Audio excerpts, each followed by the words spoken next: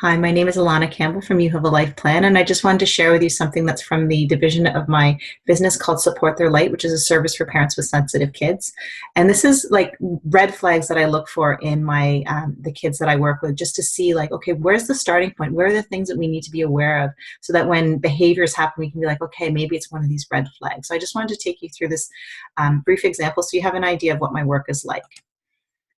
So a very brief background on me. I have a master's in psychology. I specialized in stress and health.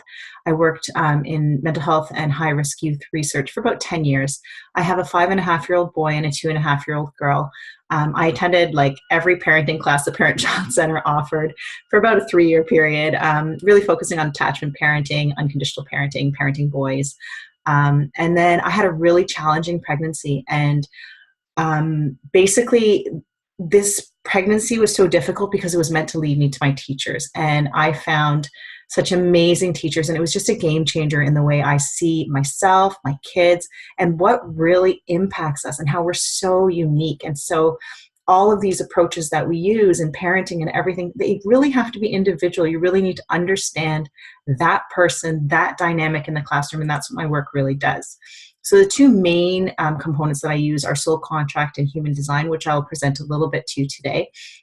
And then I'm also adding gene keys, astrology, and feng shui to add like a whole new layer, which is making it really interesting and really rich. So human design. So I'm not going to explain to you how it's built, because I'm really trying to get to what are the red flags that I look for. So in human design, basically we all have a human design, and there's 4 main types of designs, I guess, and they're generators, manifestors, projectors, and reflectors. And then there's one type that blends the generator and the manifestor. But what I wanted to present to you are the potential red flags. So generators tend to feel frustrated. This is 35% of the population. They tend to feel frustrated if they put their energy into something that's not satisfying. So it's, when you have a generator child, it's all about, watching for that frustration and where are they putting their energy in. Could they be putting their energy into something that's more satisfying for them? Because they're really here to work and do their craft and do something they love and put their energy into great stuff. So it's really good to know like what is behind that reaction, that behavior. And then the manifestors, this is 9% of the population. A lot of us assume we're all manifestors. We can all go out there and make things happen. It's only 9% of the population that can actually have an idea, go out there and just make it happen. They part the ways. But this kind of child is very unique to parent, because they can go out there and make things happen. They don't want to be controlled. If you try to control a manifestor, you're gonna meet anger, because they just want peace. They just want to do their own thing. They have this ability to part the ways to make things happen. So their energy may feel like it's pushing you away, and that's something to understand, that it's not them. It's not that they don't like you or anything like that. It's just like they are a certain way. They're here to do a certain thing, and as a little person, a manifestor can be just not what you expect. And then there's this type that's the manifesting generator, which is 35% of the population, which is a blend of these two, the frustration and anger, and just really trying to find something that they're satisfied in and find peace. And then 20% of the population are projectors. And these are actually our guides. Like, I'm a projector, and projectors are here to like really see what's going on and guide others. They have the best intentions, the biggest hearts. They just want to like help. And the problem is they get seen as being bossy, because they're telling everybody what to do, and they're always putting their nose in what doesn't belong and all this kind of stuff. So projectors really need to learn that they have a gift, but they need to be recognized for their gift. And if they try and like extend themselves when they weren't invited, they're going to be unappreciated, and that's going to make them feel really bitter. So really, if you have a projector child or you're a projector yourself, this is a very important lesson, because projectors are here to be successful. But if they're putting their energy and advice into the wrong people, they're going to feel bitter. And it's just like such a big swing there between success and bitterness. And then finally, reflectors is less than 1% of the population.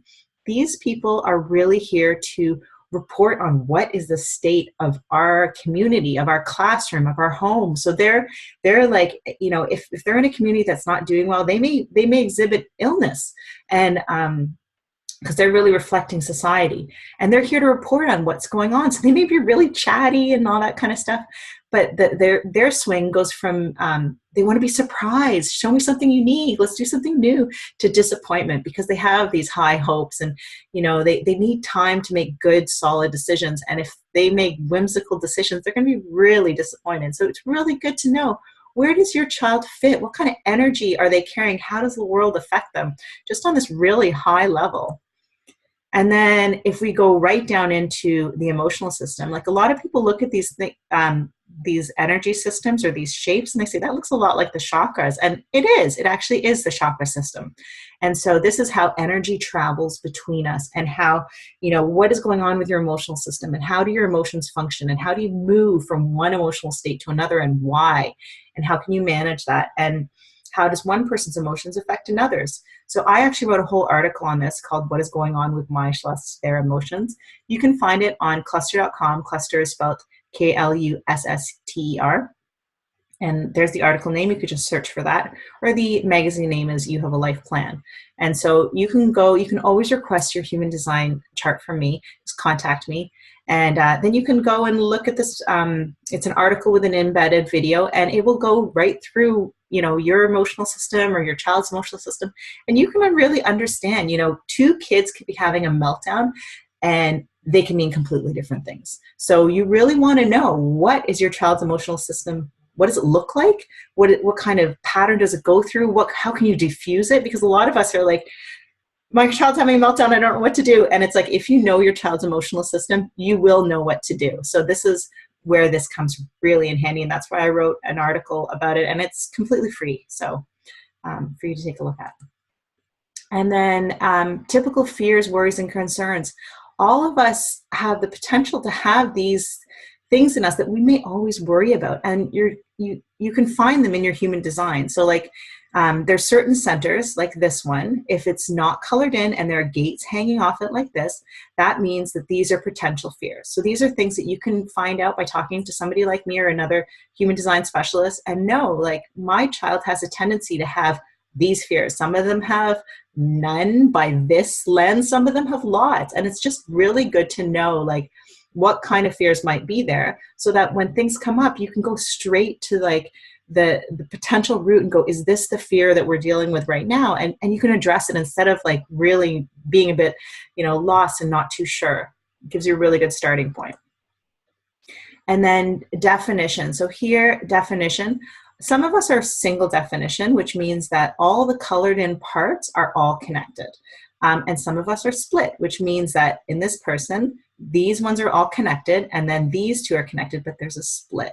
And when that happens, sometimes people feel like that gate, the 22 that would connect these two sections, right here, so this would connect it, they feel like that's how I'm lacking. That's where I'm not good enough. And that's where we really need to work with ourselves or our kids and go, you know what, you have that missing, so you can find somebody to work with who they can provide that for you. None of us are everything. It's just that people who are split really feel it. They feel like, God, if I had that other piece, then I would be whole, and I'm a failure because I don't have it. And a lot of them just spend most of their lives trying to be something they're not. And this is where that can come from. So it's really good to know. And the other thing is, this is called a split small. If it were a split wide, that would mean that you need more than just one gate to connect it.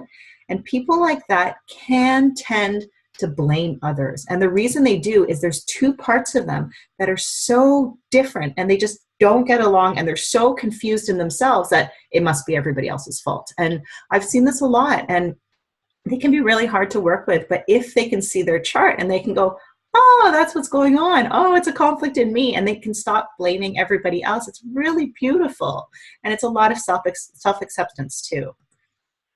And so this is just talking about, so the top two gates, the decimal point tells you a lot about the person's personality. And so this would be called a 1-3 because of those decimal places, or it says profile 1-3. And what that means is this person, actually it's me, really needs to just trial and error their way through life. They don't know what's going to work. They need to be hardy. When things fail, when they do something wrong, it has to be like, wow, I discovered what didn't work. They have to keep up that positive attitude, because like that's how they're going to learn. They're going to learn by making mistakes, and that's okay. And the other thing, so that's the 3, and then the 1, they're searching for a solid foundation. Often these people can feel quite insecure because they're trying to find like a really good foundation to feel like safe. And so when you have a child like this, you can understand that that's not like unhealthy anxiety. What they're trying to do is get to a point where they feel like, okay, I feel solid enough in this. They're really looking for security. And it's really good to know, like, what are you working with your kids? And then, so this here I'm showing, before I was talking about this part here, the emotional center, this is talking about the open identity. And I used to think that an open identity was rare, but it's actually just as common as an open emotional system. And my son has an open identity. And these are people that, you know how we talk about empaths and how they take in the emotions of others, they feel other people's emotions and all that kind of stuff. Well, open identity feels people at their core. They feel their energy, they feel their essence, they feel their soul. And so with my son, he can get completely taken over by people who are really excited. Like, he loves that excited energy, and he can be really hard to control in certain settings. And it's not his fault. It's just that that energy gets into him and he gets all riled up, and he actually cannot control his behavior. I need to physically remove him, let him calm down, and then he can come back to his normal self and say, you know, Mom, and communicate again. But these people can get really taken over by the environment, but that is not what, like, that's sort of like the flip side. Everything has a positive and negative. So the gift of this is he knows a good environment. Like when you get to be an adult with this kind of open identity, you know what feels right to you. You know where you're supposed to be. You can guide other people. You can feel them and go, this doesn't sound right. This doesn't feel right. I think you need. So these guys are here to find direction for others. They may never really know who they are. That may always be changing because they're taking in other people's identity all the time. But it's really beautiful because, like, me as a projector, I'm here to guide on that. Like, that's my type. But my son could be here to guide just because he feels you. And like, it's really beautiful.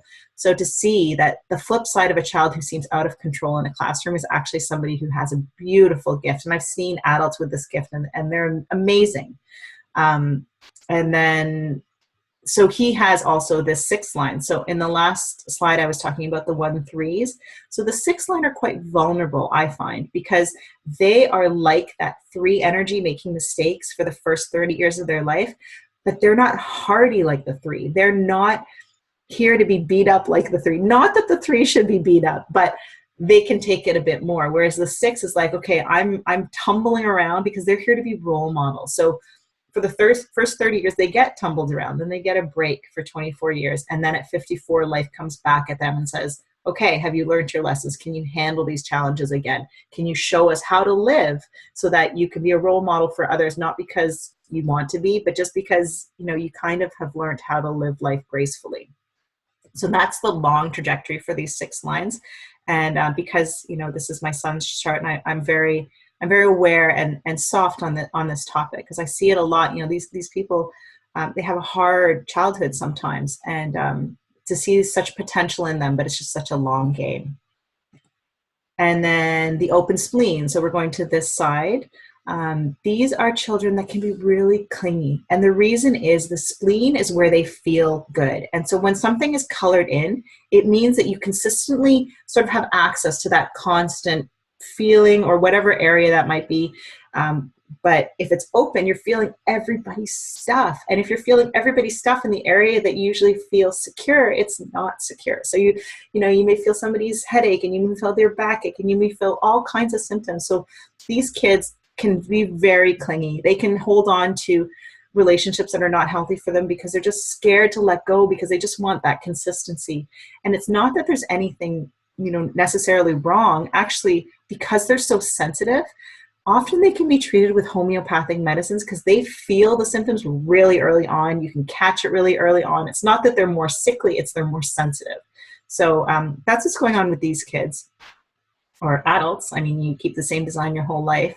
And also they can lack a sense of time. And, you know, it's not something to beat them up over. You know, this is actually my husband's chart, and he's not so great at being on time. And it's not his fault. It's just like, you know, like I was saying, every design has its pluses and minuses. And the 4th line here is another thing that I can share is these are people whose networks are really important to them. Their friends are really important to them. So in the case of a 6'4" or a 4'6", this is somebody who's going to make mistakes when they're young, and they may get in with the wrong crowd of people, and then that could send them into, you know, a negative spiral. And so it's really important, if you have a child with a fourth line, to make sure that they have good friends, because especially like if you have a combo of an open identity, not so great friends, open spleen, they're clinging to these friends that aren't great for them, they're taking on the behavior, they're here to make mistakes, and they're not built to handle that much rough and tumble, you know, it can spiral into a disaster pretty quickly. So it's really good to know, like,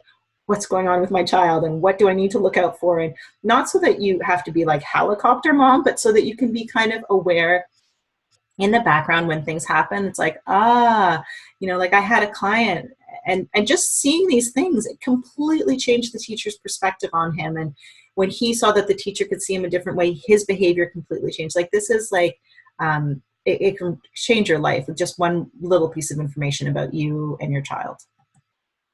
And so the 5-2s, these guys, I actually chose not to show an example of them because these guys are so captivating. They're so talented. And you know what? Nobody sees the real them. So like my daughter, my sister, many of my clients, it's, you know, everybody sees this amazing, talented leader, all these wonderful qualities, and they're like, you're not seeing the real me. And that's the thing with the 5-2.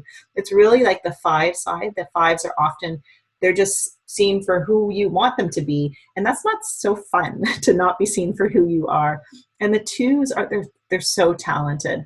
And we often see the talent and we're like, oh, we want to encourage all that talent. And it's like, it's up to them to find what they want to put their talent into. So if we're always saying, oh, you're so good, you're so good, you're so good, we can lead them down the wrong path. So for them, it's about them figuring out, what is my talent? What is my thing I want to do? And they need to keep reminding us that, you know, I know you think that I'm this person on a big pedestal, but I'm going to fall off that pedestal because that's not actually me. So 5-2s need to really figure out who they are and remind people all the time that, you know, you may think I'm this person, but this is who I really am. And we need that reminder because we're just so captivated by these people. And then the 3-5s, these kids and adults are the hardest on themselves because they have the component here, the 3, that needs to make mistakes to learn. And then they have the component, the 5, that leader, that general who goes, how could you dare make the mistake? So these kids and adults often don't need hard parenting because they're doing it already to themselves. And I love this video. Actually, I don't love this video. I can't even watch the whole thing because it's so hard for me to watch somebody beat themselves up like this. But I do have a friend who is a 3-5, and he says this is a perfect example of what it's like to be a 3-5. It's just beating yourself up all the time. So really, if you have a child who's a 3-5, or if you're a 3-5, really just to realize you are here to try things, and half of the things that you try at least are not going to work, and you're here to be this leader that shows everybody what doesn't work. So you really don't need to be hard on yourself in the process. It's just oh, that doesn't work, oh, that doesn't work, and now I know it does work. So if you are a 3-5, you have a child that's a 3-5, these guys need as much encouragement as possible. And then going into variable. So what variable is, it's these arrows here. And this is how people take in information and how they're able to share information. And I think this is so important in kids because the school system, or everybody, tends to think we all learn the same. We all, if we read one thing, we absorb that one thing, we can test and tell you that one thing that we learned. That's very like left thinking. This is left is very focused, that one thing. But if your child is right in any of these, it's going to be different than you expect. And I'm not going to take the time to go into all of the combinations because there's 16 of them.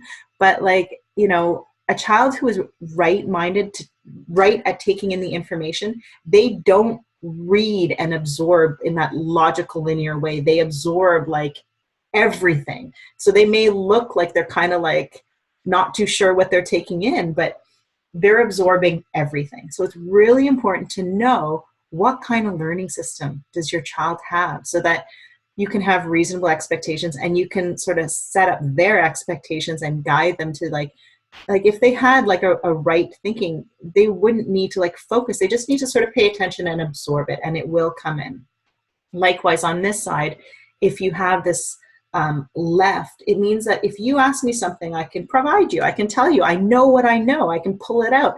If it's right, you don't know what you know. So you really need to be around people who ask you questions that make you feel intelligent, because you have tons in you. They say that these kids are like the internet. They have so much in them. But if they're around people who ask them not so great questions, they're going to feel like, wow, I don't have much great in me. Just like the internet, you Google something that's not too interesting or intelligent, that's what you're going to get. So, they really need to be around people who they feel good about, wow, when they ask me questions and I like what comes out.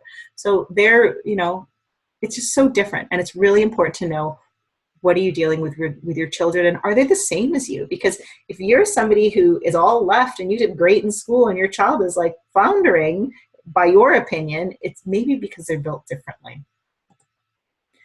And then, so this is the determination here. This is about how are they going to prefer to eat? And I know that we all think that, or a lot of people think, let me clarify that kids should eat vegetables, and kids should eat this, and kids should not be picky, and they should eat what's being served for dinner, and we should all eat the same thing, and blah, blah, blah, and we should all sit and eat. And it's actually not that way. And, like some kids want to eat their food cold and some hot, and some kids want to be moving when they're eating, and some want quiet, some want music. Some kids want to be up and eating at night and not in the daytime. And it's really important to like respect these preferences, because this is them feeling their body and feeling what feels right to them. And when we start to force them to eat on a schedule, eat what we're eating, they should eat everything, that's when they like basically stop listening to their body.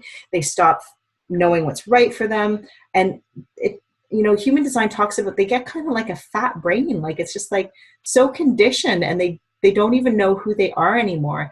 And like, for example, my daughter is caves, and caves means that she likes to eat one thing at a time. Like if I give her blueberries and yogurt, she wants them separated. And I know we all know people who prefer to have their food separated, and sometimes they'll like be okay about mixing, but they really would rather have them separated.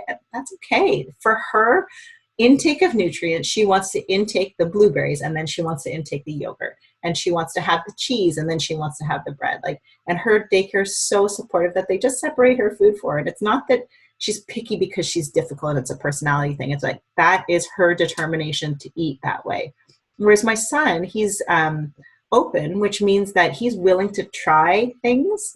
And if he doesn't like it, it's not good for him. And so there's no point forcing him to eat anything. He eats what he eats. And you could say, oh, my kids are so picky and I'm just letting them walk all over me. But I know that when children eat, or any of us eat the way we're intended to eat, then we are feeding the best parts of our brain. Then we are building our skills. Then our brain can actually continue to develop until age 7 instead of starting to shut down at age 3. So this is really important stuff. I know it's controversial. I know, some people are like, oh, I really want my kids to eat vegetables and I want them to eat what I eat. And, that's what looks socially acceptable. And that's what everybody says you should do. But with my kids, I just balance like what I think is healthy with unhealthy. So it's not like popsicles all the time. It's like, okay, you want a popsicle? You need to eat something healthy. Here are the choices. There's apple and there's whatever.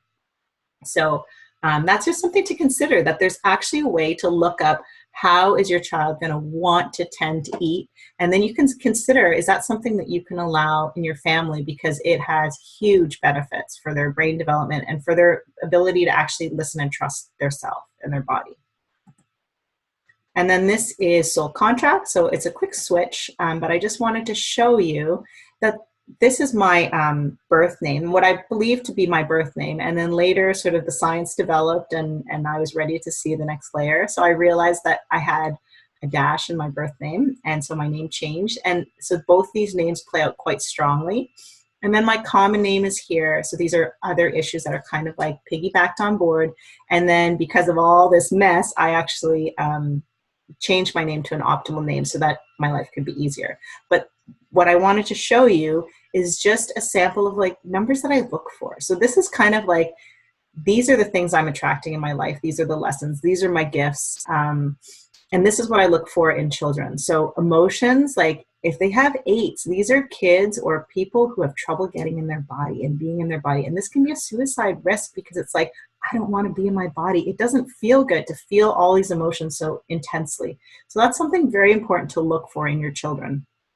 The 2 here, so this is somebody who could be a little bit emotionally unstable because it's the spring and it's like the emotions are just like going up and down, and like whenever you see the same number across, that means it's intensified that lesson. So like here, having a birth name and a common name with 2 2s, it's like my emotional life was very chaotic growing up, and if this could have been seen, it would have been much better understood. And then frustration and anger, like there's certain numbers, like the 6 can show anger and frustration because they're so creative, but they can't push through sometimes. And it's kind of like that manifesting generators, like they're so creative and they want to do something and they're just so frustrated, it's hard to focus. The 22 can also show some symptoms of, I mean, some people say crazy, but that's not a very kind word, but it's just like they feel so disconnected that they can be intense.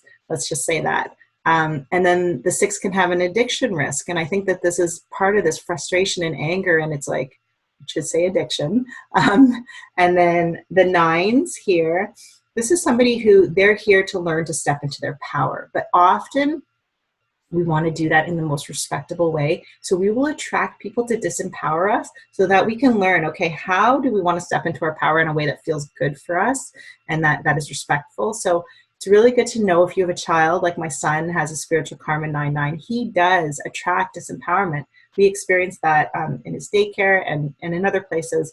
And to know that he's here to find a way to step into his power and how do we work with these kinds of things that he's attracting and how do we support him? And then learning styles or learning differences. People with 4s and people with 11s tend to be very intelligent. It's not that I'm trying to like brag or anything like that, but the 4s are here to share what they know exactly how they learned it. So they learn things very deeply, very well. It has to fit, whatever you give them has to fit. And this is kind of moving into the 11s. They're building a structure of what they believe. So what you or somebody provides them has to fit with what they believe.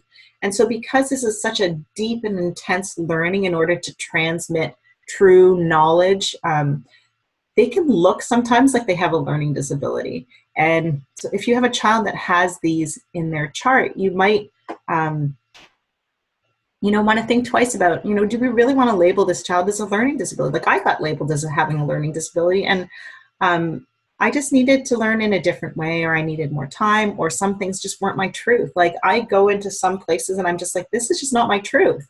And it's not that I'm learning disabled. It's that doesn't fit with my truth. So this is really important to know about your children. Like, do they have these sort of potential things that could be flagged as a learning disability when it truly may not be?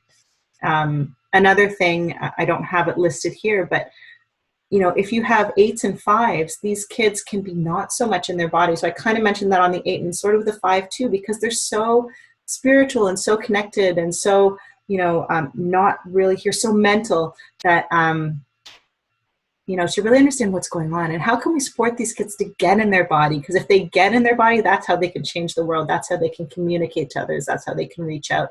So really supporting that. And then, so self-esteem. So the 3s often have a lot of unworthiness issues that they need to work through. So they're here, they're leaders. They have a lot of deep wisdom to share, but there's this plug here that's like plugging all the unworthiness in, and they feel like they can't communicate what's inside them. So really like working on removing that unworthiness and saying, you're a leader, you have something to share. So like really working with these kids on that. The 7 also, so the 7s here, they often show a part of themselves and they hide a part. And the part that they're hiding is the part that they're ashamed of. And the truth is, none of us, like all of us feel like there's parts of us that aren't that great. And there's nothing wrong with any of those parts. And the best way to deal with that is to find those things and to let them know it's okay. You can let those things out, because when these kids realize, or adults even, those things they've been hiding are actually the most tender and loving parts of themselves, and it's okay. And once they start to show that, their heart opens, they draw people to them. So it's a beautiful lesson of like accepting wholeness that these kids and adults are working on. So, you know, a child who's hiding their true self, just really give them this really safe environment. It's okay, you can come out, and whatever you're hiding, it's okay. So a lot of reassurance with these kinds of kids. And then the fours are about trust. So if you have a karmic four, you may worry a lot. You may not trust that people are going to be there, and you may worry about abandonment. So I had a lot of these worries having these clashing fours up in my karma. So it's just, you know, really good to know, like, what are the concerns that your children may have so you can address them. And then the 20, this is War and Peace. These are people who are potentially, they could have a lot of drama around them, and they have a choice. Do I engage in this drama, and do I get into the war, and do I cause a war in my body, or do I find peace? Do I walk away? Do I find my own peaceful place? And I mean, it's great advice for everybody, but especially if you have these 20s, it's like you're going to be sort of tempted and tested with challenges and conflict around you. And are you going to get involved in that stuff? And same with the 8s, they get tempted to get over involved in other people's stuff. Or are you going to learn to find your inner peace? So it's really good to know, what are the lessons of my kids? So I can sort of not do the lessons for them, but kind of be on watch so that you can guide them. And then the 14 is intensity, intense relationships, learning through intense relationships. And so, yeah, it's good to know if your kids have that, because there could be a lot of intensity, especially if you have clashing 14-5s. And these kids can really see deeply into things, and some people are not so comfortable about being seen deeply into. So it's good to know that those are there. I think I kind of touched on the spiritual connection of the 5, but it's also in other numbers like the 22, the 10, 13, and the 9. The 5s are all about truth. So truth is really important to these. They can be sticklers, they can be yellers, they can be, I'm trying to get my truth out, or they can be like really trying to work on speaking their truth and being assertive. So it's good to know what kind of lessons are there. And then finally, the number I'm going to touch on is the 12. And that is somebody who can be running around like a headless chicken. And often they're doing that because they want to experience the most in life, and they want to expand, and they see the best in everybody, and they can have rose-colored glasses and all this stuff, but they could be headed for illness and car crashes and all kinds of things if they don't learn to slow down and take it at a slower pace. So, you know, if you have a really busy kid like my daughter, she's got a couple of these in both her names, you know, it's good to be aware that they're there, and when they're ready to start working on, okay, let's start slowing down. I know you want to see the whole world, but let's try and like do it in a healthy paced manner. And then finally, the energy of our home can actually have an impact on our soul contract. So like, I'm just showing you a couple homes I lived in, you know, as a teenager. And yeah, I experienced abuse as a child, teenager, and I was suicidal for a good period of time, not just in this time. But if you look here, you can see the numbers that were coming up in these homes that I was living at the time. And they were really pushing on my soul destiny. So these homes, even though life was very challenging there, it was challenging me to step up into my gifts. And these gifts here are about really being like this really accepting, unconditional person who's sharing knowledge, who has wisdom. You can come if you want to. Just this, it's called like the divine feminine. Like, it's just, it's a really nice energy. And so that this experience, and I don't need to give you any details about this experience because it was very challenging, but it allowed me to become the person I am today. It allowed me to step up to my soul destiny. Same way with this 14-5, this is, I was mentioning, is like intense relationships and really seeing deeply into people and really being a pioneer and writing and sharing stories. And so these very tough years of my life were setting me up for who I am today. So it's really seeing your life in a whole different way. And this is why I love this soul contract work, because if you catch a child who's sitting in this abused home, sitting in a home where they're feeling suicidal, if you can say, you know, this home, your experience right now is so that you can become this person on the other side, you know, I think that gives them that light at the end of the tunnel so that they can go, okay, I can see this experience differently, and I can get out of this experience, and I don't have to stay here, and this is not what my whole life is going to be about. And then my current home has a different energy. And it's just about really, finding my true self and really grounding it and really stepping into my spiritual gifts and healing and being able to like really step into my destiny and see people and be a pioneer. So that's what this home is bringing into me now. And there's other aspects and there's other family members and it's pushing other people's buttons, but at least we're aware. And then I just wanted to show this just as a contrast. Like, this is a really beautiful center. And what this center is doing is it is really, really focused, really organized, really grounding something into reality, really meeting people where they're at and adjusting to whoever comes in the door. Like, it's a beautiful, beautiful center. And then this is about empowering them to step into their power. The only problem is, if somebody is working on this disempowerment issue and they haven't worked far enough through it, this button may be quite sensitive, and it's doing this. I'm trying to empower you with love, but sometimes some people, they're just not ready. So I have a goal of stepping into my power, and I think I have, and I have absolutely no problems being in this center. But my son, he has a karma of 9s and he's not in his power, and he is quite resistant to going to the center because he's just not ready. And that's just how the energy of the building, of the home, of the center, of the daycare, it matters. It matters. Like, it matters how you feel in there, but it can also matter on a soul contract level, like what kind of lessons are in this building. And what kind of buttons are they going to push? Because, it's not imaginary that you go to certain places and it's like, I just don't feel well here, or drama always happens here, or whatever. Like, we're all here to learn certain lessons. It's all good, but this helps you be more aware of what's really going on. So if this sounds like information that you would like to have in your parenting toolkit, I invite you to come to my website, which is yourlifeplan.ca, and then you can just click book online, book a free 50-minute consultation. I don't pressure my clients at all. You're more than welcome to just come, ask some questions. We can look at some charts. We can see if, what I do can answer the questions that you have right now. And yeah, there's no obligation. So I look forward to hearing from you if this sounds like something that interests you. Thank you so much and have a great day. Bye.